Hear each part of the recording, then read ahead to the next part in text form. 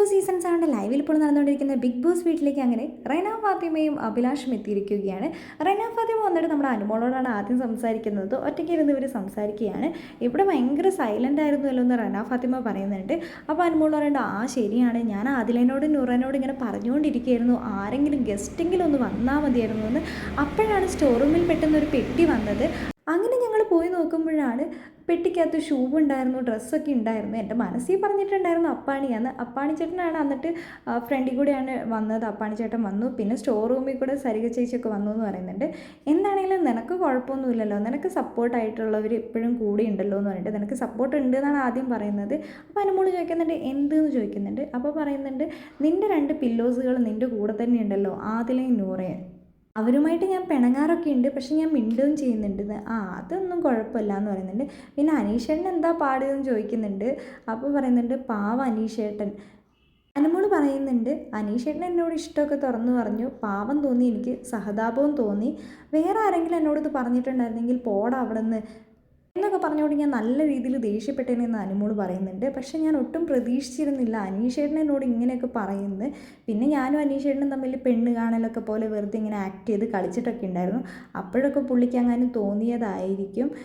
ഇപ്പം ഇങ്ങനെ പുള്ളി മിണ്ടുന്നുണ്ടോയെന്നൊക്കെ റെന ഫാത്തിമ അനുമോളോട് ചോദിക്കുന്നുണ്ട്. അപ്പോൾ അനുമോള് പറയുന്നുണ്ട്, ഇപ്പോൾ പണ്ടത്തെ പോലെ അങ്ങനെ മിണ്ടുന്നില്ല, ഇന്നലെയാണ് ശരിക്കും ഒന്ന് മിണ്ടിയിട്ടുണ്ടായിരുന്നു. പക്ഷേ ഞാനിപ്പോൾ കറിയൊക്കെ കൊടുത്തു കഴിഞ്ഞാലും വേണമെന്നൊന്നും പറയില്ല. ഒഴിക്കുന്ന കറി 2 തവയൊക്കെ ഒഴിക്കുമ്പോഴേക്കും വേഗം തന്നെ പോകുന്നുണ്ട്. ചോറിട്ട് കൊടുത്തു കഴിഞ്ഞാൽ ആ ഇടുന്ന ചോറും വാങ്ങിച്ചുകൊണ്ടാണ് പോകുന്നത്. പുള്ളി അതൊന്നും സാരല്ല എന്ന് റെന ഫാത്തിമ പറയുന്നുണ്ട്. ഇനി ആകെ 4-5 ദിവസമല്ലേ ഉള്ളൂ എന്ന് പറയുന്നുണ്ട്. ഇവിടെ നിന്ന് പോകുക എന്ന് പറയുമ്പോഴേക്കും എനിക്ക് ഭയങ്കര സങ്കടമാവുന്നുണ്ട്. ശരിക്കും കിച്ചണൊക്കെ ഞാൻ ഭയങ്കര മിസ് ചെയ്യും, എൻ്റെ ബെഡ്റൂമും ഞാൻ ഭയങ്കര മിസ് ചെയ്യുമെന്ന് പറയുന്നുണ്ട്. അതുകൊണ്ടാണ് ഇന്ന് ഞാൻ കിച്ചണിൽ കയറി രാവിലെ ഞാൻ ദോശയും കറിയൊക്കെ ഉണ്ടാക്കി, ഉച്ചത്തേക്കും ഞാനാ ഫുഡ് ഉണ്ടാക്കിയത്, ചോറുണ്ടാക്കി, അതേപോലെ തന്നെ പരിപ്പ് കറി ഉണ്ടാക്കി.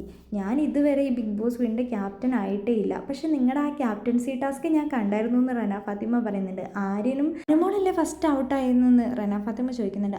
ഞാനാ ഫസ്റ്റ് ഔട്ടായത്, അതിങ്ങനെ കൈ പിടിച്ചുകൊണ്ട് കുറേ നേരം നിൽക്കണമായിരുന്നു എന്ന് പറയുന്നുണ്ട്. പിന്നെ ടിക്കറ്റ് ടു ഫിനാലെ നൂറയ്ക്കാണല്ലോ കിട്ടിയത്, അത് അടിപൊളിയായിരുന്നു ആ ടാസ്കുകളൊക്കെ. പിന്നെ പണപ്പെട്ടിയിൽ ആർക്കാണ് ഏറ്റവും കൂടുതൽ കിട്ടിയതെന്നൊക്കെ ചോദിക്കുന്നുണ്ട്. അത് നൂറയ്ക്കാണ്. എനിക്ക് കിട്ടിയത് ആകെ 1,40,000 രൂപയും പിന്നെ അതാണ് കിട്ടിയതെന്നൊക്കെ അനുമോള് പറയുന്നുണ്ട്.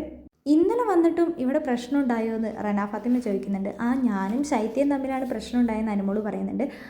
അവളെ കട്ടപ്പാന്ന് വിളിച്ചോ, അത് പുറത്ത് ഭയങ്കര നെഗറ്റീവായി, അതിനവൾക്ക് ഉത്തരം കിട്ടണം, എന്ത് കാരണം കൊണ്ടാണ് കട്ടപ്പാന്ന് വിളിച്ചതെന്നൊക്കെ എന്നൊക്കെ പറഞ്ഞ് അവളെൻ്റെ പുറകെ നടന്നു. ഞാൻ പിന്നീട് രാത്രി സംസാരിക്കാമെന്നൊക്കെ അവളോട് പറഞ്ഞെങ്കിലും അവളത് സമ്മതിച്ചില്ല. പിന്നെ അങ്ങോട്ടും ഇങ്ങോട്ടും ഭയങ്കര പ്രശ്നമായി എന്ന് പറയുന്നുണ്ട്. ശൈത്യം ആരൊക്കെയാണ് വന്നതെന്ന് ചോദിക്കുന്നുണ്ട്. ശൈത്യം, ബിൻസിയും പിന്നെ മുൻഷിജനും കൂടിയാണ് വന്നതെന്ന് പറയുന്നുണ്ട്. പിന്നെ രേണു ചേച്ചിനെ കുറിച്ചൊക്കെ ചോദിക്കുന്നുണ്ട്. രേണു ചേച്ചിയൊക്കെ ഫുള്ള് കറക്കല്ലേ എന്ന് റെന ഫാത്തിമ പറയുന്നുണ്ട്.